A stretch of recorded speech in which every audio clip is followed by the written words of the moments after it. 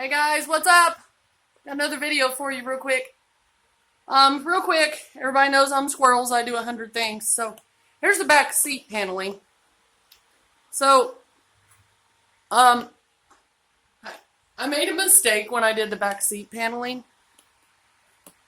Well, we all know that I've got one sub higher than the other. I've got to figure that out. Or I might just router that one down.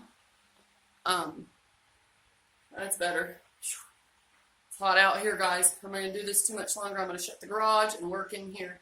But there's more light for my videos like this. So, I've sanded this down to metal. I need to get some epoxy primer on it. I was hoping to do that today. It's so hot. I don't know if I want to fire up the air gun today. But because I sat this down on my paneling, just to store it for the week till I got back to work on it, look what it did. It's dented that. It's cracked that. I've got a little crack here. It looks good though. What do you guys think of the stereo that I'm working on? It did the same thing over here, didn't it? Yeah. Okay, so I've got to take these off and try to figure out where is the bolt hole for this. It's under here somewhere. I've got to put something on the top of the bolt and then set the panel down and try to mark it somehow and figure out where it's at. I hope you guys can see. Sometimes this video gets really dark. Anyway, that's one thing I'm kind of sort of doing today. Then you guys know what we were doing on the last video. Sorry to be jumping around so much. There's the back bumper. So I went ahead and put a couple bolts in the tail lights and shut the trunk lid. And what do you guys think? Now, I think it's going to be alright. Sorry, I keep spinning around because I can't tell where the light's at. It's too hot in here. It's too bright over there. Okay. So anyway, I hope you guys can see it. Some opinions. What do you guys think? I fixed some damage on this thing. If you guys remember, this thing was all tore up. That's still not right. I need to put more Bondo there. But I fixed some of the biggest cracks in this thing, and it actually looks pretty good. Try some high build primer and see where it's at. So, now the way that that's slanted down is not good, but it sticks out quite a bit. I don't think I could cut it off because it's got a match right here, right? So, I'm not for sure what I need to do with that, guys. What do you think? I was thinking eventually mold it into the car. It looks kind of wide body, and that's cool. Because I'm going to do the wide body fender flares and everything on this anyway. But I've got over an inch of space, maybe an inch, on both sides. And it fits, that's the best that it fits underneath of there. So, I could push this in where it'll fit. See, this side kind of does.